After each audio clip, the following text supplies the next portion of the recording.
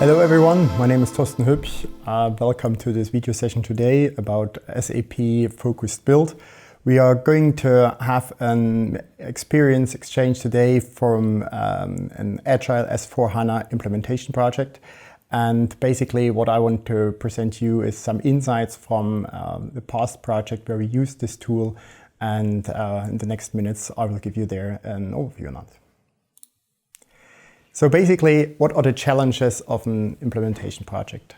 Many of you who are either part of it or were even in charge of a large implementation project know it.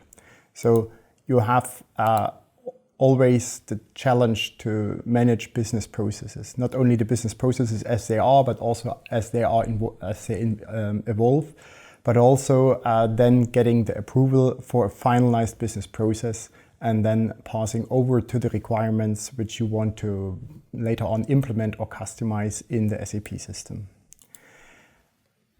Once you have a requirement defined, also the requirement needs to be somehow linked to the business process and then also later on linked into a development project that you are going to do in your particular project. And they are also important that you don't have only one document somewhere, but the latest version and this connected to it and being ready for approval and a trace also if it's not approved.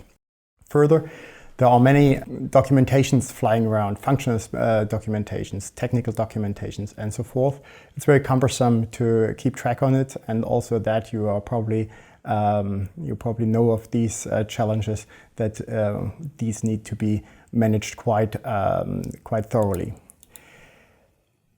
Everyone who has faced an implementation project on-premise knows that basically a lot of transports will be generated throughout a project. In my last projects, we talk about literally thousands of transports.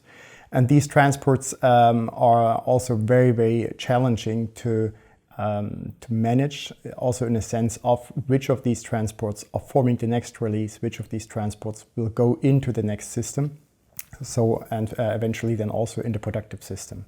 This is for all also important because you get an approval for a certain version which is tested, and then it's important that you don't just somehow import these transports in the productive system, but basically the ones that are really approved.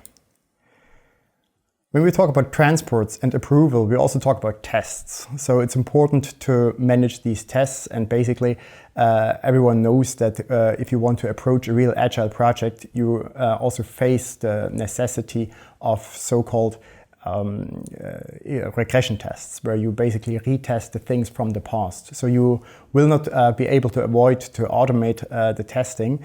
And these tests need to be linked to requirements, to developments, and you already mentioned or you already noticed that in some parts these things that I just mentioned are coming back in these relations, for example now with the testing. And last but not least, if you are in charge of a project, you need to manage the project status. So namely scope, time, effort, the progress also, getting a burn down chart ready, getting the gaps documented, but also following up risks and showing the mitigations to steering committees. And then if the customer then says, great thing, but actually can't we do that all agile?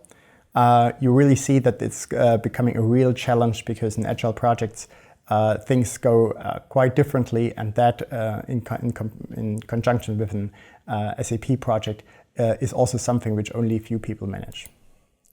So what do we have so far? So far, it happened that we then basically ended up with piles of Excel sheets. With very complex document management structures, for example, on SharePoint. We had to deal with inconsistent versions which were basically edited by different people. We created a transport chaos if we didn't take care properly about the follow-up of the transports, but also we had a lack of transparency of the actual project status. So when we then also approach steering committees, for example, we had very effort-intense preparations because the demand of different KPIs, but also of the information, forced us to dig into these Excel piles, but also into these document management structures. And last but not least, we missed the end-to-end view from the requirement to the implementation, but also the other way around. So if I wanted to know if which kind of developments were caused by a requirement, it was very difficult. And as well, when I had a development from a bottom-up perspective, I wanted to know to which requirement originally it's linked. This was very often mainly impossible to do. So the big promise for the future is this can be all done much easier with a tool. And when we approached this S/4HANA implementation, we asked ourselves, what can we do? And one thing that I already excluded for myself was to have as a central tool the Solution Manager. Certainly we need the Solution Manager, but I was not very convinced in the past from using it in a project context. I found it rather cumbersome to use, so the usability was not always as I would like to have it, especially when working with non-technical project members who always ask to have first training, and then also even though it took quite some time. But then at the beginning of the project, a new product was presented, actually an add-on to the latest Solution Manager 7.2 called Focused Build. And Focused Build is basically trying to combine and to address all these challenges which were mentioned. And over the last 2 years, I have been looking into these alternatives and possibilities in order to work in a project context with a tool. And I have to conclude actually that there is at the moment no better alternative than actually to use Focused Build for mid and large size implementation projects.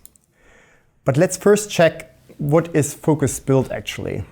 Focused Build is an add-on on the Solution Manager. It requires the Solution Manager 7.2 and its scope, functional scope, is to support you in agile implementation projects. Focused Build is one solution out of 3 focused solutions. So there is also Focused Insight, a solution which is very often overseen but has a tremendous impact in many cases. It basically visualizes in very nice charts and in very nice graphics the data of a solution manager. It can be used out of the box, and we also implemented it in our project, and literally within an hour we had actually charts and insights in the data which were laying in the solution manager itself. The third focused solution is called Focused Run. Also this was in place. Focused Run is a bit of a different solution in a sense, also technically, because it doesn't run on Solution Manager as an add-on, but integrates very well. It runs on a NetWeaver stack and is responsible for monitoring systems, business processes, and is there completing the focused solutions as the third one. The current Focused Build is available in Support Pack 02, which requires also the latest Solution Manager 7.2 Support Pack, namely 0.7. And this second Support Pack of Focused Build is really something special, because it basically addressed all the critics and also all the inputs from a broad variety of projects, and at the same time also eliminated a lot of bugs from the initial version. So it is now really a workable solution which allows you to support any implementation project. But how does it actually work? The basics of this Focused Build solution is a requirement to deploy process. What does it mean? Might sound a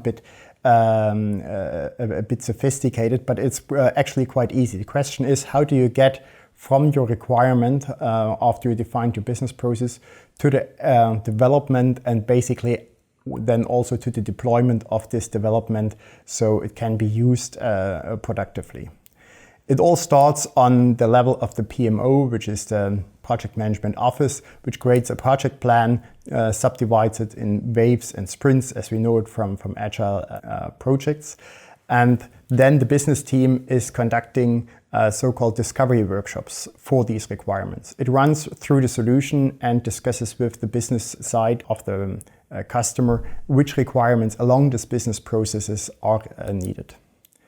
Then we have a conceptual planning team, which is then breaking these requirements down into work packages and assigns them to work items, which are then actually the units where the development teams will work for. These development units, called work items, are then assigned to these build teams, and they start with the development, with the configuration, but also with the unit test of their specific development. The development teams have the possibility to access in focused build each of these work items and document the progress of these work item before they eventually then release the work item, and the planning team can then conduct new show and tell sessions where these new functionalities are incorporated in the original system which was shown to the business side. A number of developments together will then also lead to a package which is then tested in a functional integration test, and eventually then also in a so-called user acceptance test. If you have different iterations in the project, you also want to retest it. I mentioned it before, then the regression test comes into play, and then you have the possibility to have a defect managing process where you can, on the one hand side, agree to a certain defect detection, and eventually then also correct this defect. And last but not least, you can then have, for a certain release, a sign-off of the deliverables which were defined. You then hand over this release to the productive system, and hypercare process is put into place. Your release is live, and there the whole process is already is tackled. If we talk about this assigning work items up to release a work item for a release process, then we talk about actually the scope which we tackle in a sprint. A sprint is usually 2 to 3 weeks. And then you have a release which is built of multiple sprints, or also a possibility to combine sprints into certain waves and address there certain topics in these specific waves. Now let's have a look what this solution actually provides. I showed you a bit around in the process, and you can imagine all these people provide input to this tool, and then data are created. The Solution Manager comes with a very nice looking solution readiness dashboard, which gives you an overview about the main KPIs of the project. And these KPIs are basically nothing else than a sum up or a conclusion of everything that is currently in the system. You see there the number of work packages which were defined, the number of requirements which were defined. You can also see the progress of the work item. And this dashboard is then also used in many cases to have a real-time insight in the project. Something which in the past was rarely possible. If I remember many projects, it took me a lot of time to prepare steering committees. Here in this case, there is even the possibility to take a mobile device or show the real-time data of this focused build readiness dashboard. So in a nutshell, starting from the solution documentation that you probably all know from a business process, you define your requirements, you then plan the work packages and chop them down into work items, and these work items are then developed. So what does it take actually if you want to use it? Currently there is still a usage fee of €250 per user per year. And this is for the enterprise support customers. Anyone having a premium engagement contract has the possibility to freely use this tool without any additional charge. Something which is not included is a third-party add-on. This is a so-called Scrum board. This allows you, as you know from other applications, to visualize the progress and to visualize all these work items in cards which you can then move around. What does it take to implement? For the implementation, there is an excellent service available at SAP, a great team which is coming to you, or can also even do that remotely. But I would suggest to have these people be present and have discussing with you the actual development process or the implementation process. And there's an overview of days which are usually comprised in that service. And what we say is that the service makes sense to consume with about 40 days over the different phases. Of course, in the prepare phase, when you set up the system, when you prepare the teams, when you find out how to customize, how to adapt this solution, it takes a bit more. Later on, these days are considerably less. It's then mainly fine-tuning the process and helping at the different stages in a project to take also the right decision on using the solution of focused build.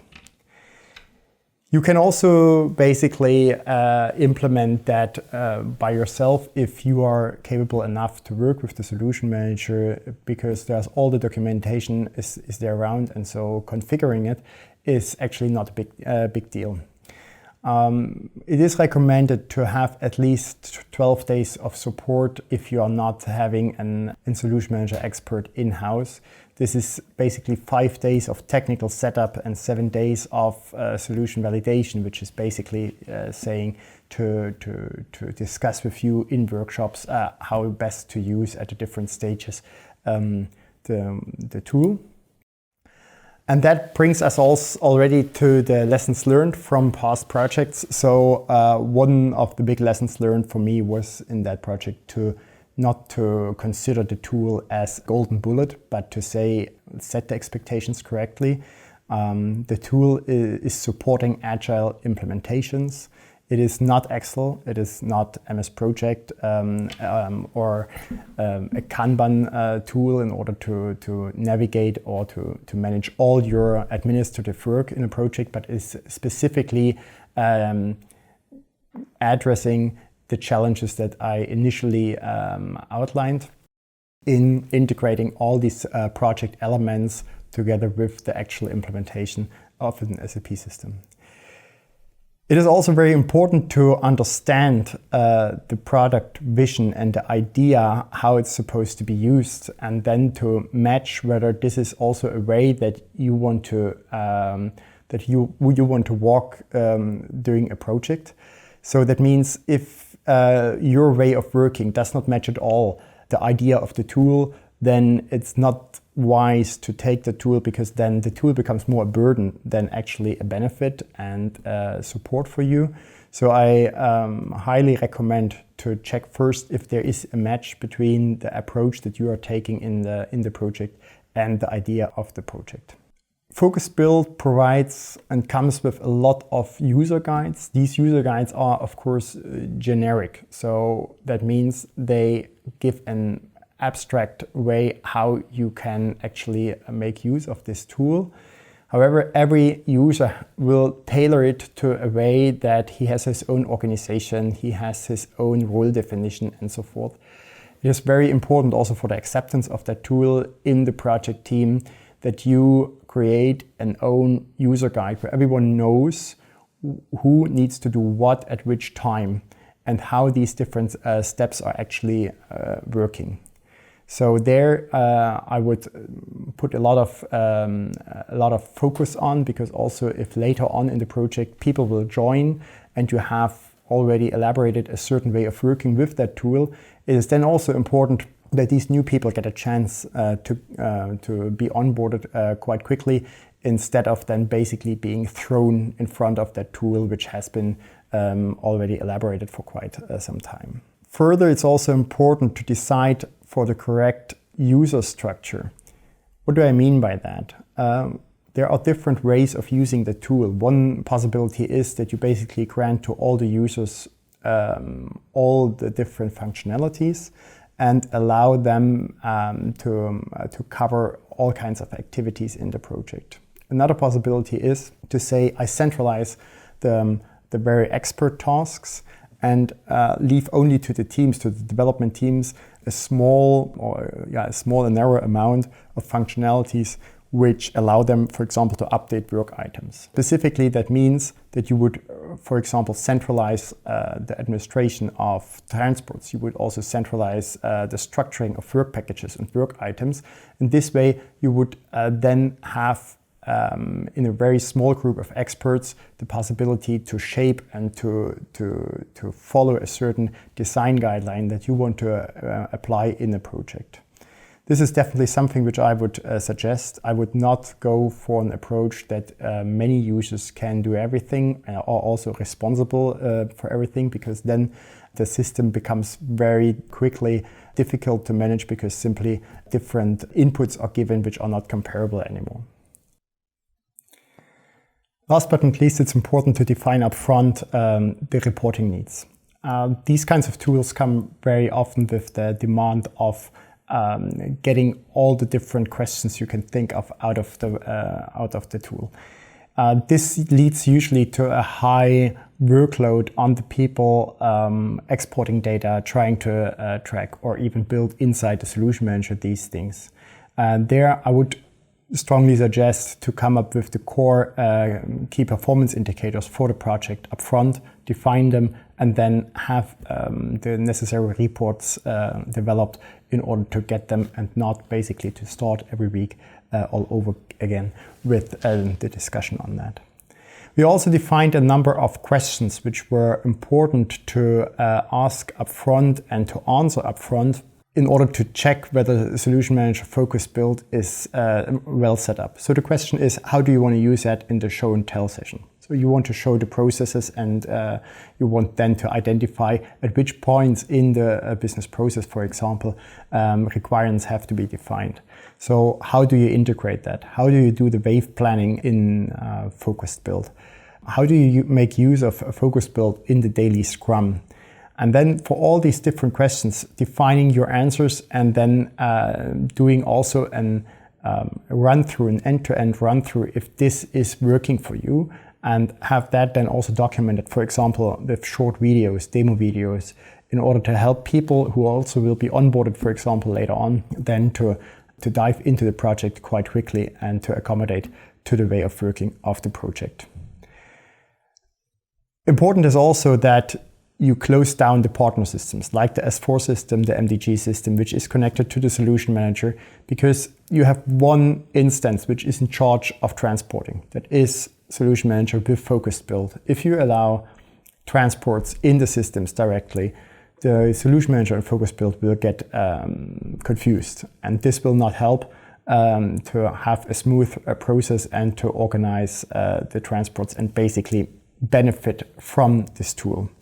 So there it's important to have only one master, and that must be then the Solution Manager. And at the end, it is important, this lesson we learned also in the project, that you have from the beginning already the definite and the ultimate system architecture in place and defined in the Solution Manager. So Focused Build assumes and runs best with an at least 4-tier architecture. So development, quality assurance, pre-production, and production system. If you squeeze that down, you need to make compromises, and you need to adapt, and then many things don't work out as they are documented, and you need to find your own way how to do it. So I would truly recommend to have this system in as a basic setup when working with a Focused Build. It is not necessarily important to have these systems already available. They can be virtual systems defined in the Solution Manager, but it is important to have this definition already from the beginning in the system. Now, when I shared these experiences internally within SAP, different questions came up. So one question was, how does Focused Build relate to SAP best practices and the model company? So it's very easy. Both products, the best practice, but also the model company, provide an import file for Focused Build. So they have all the business processes which are running in the best practices and model companies can be imported to the Solution Manager, and you can start right from there working with them and using them as a basis for the show and tell. Another question was, how do you, or is there a possibility to check out the system itself in a demo system? Yes, there is. There is a great website called Solution Manager Demo, written in one word.com, where you can access live systems which are constantly refreshed and allow you to go through the focused build solution. I hope that answered many questions around this beautiful product SAP Focused Build. I'm convinced to use it also for future implementations, certainly for mid and large size projects, but maybe also for smaller projects, because it becomes more and more commodity, and the expertise is more and more around that you can easily set it up and make use of it and have at the end of a project a documentation and a system where you have the whole project documented very well. If you have further questions, don't hesitate. Just check out on my profile and you can contact me there, and I will be happy to come back to you. Thank you for your attention.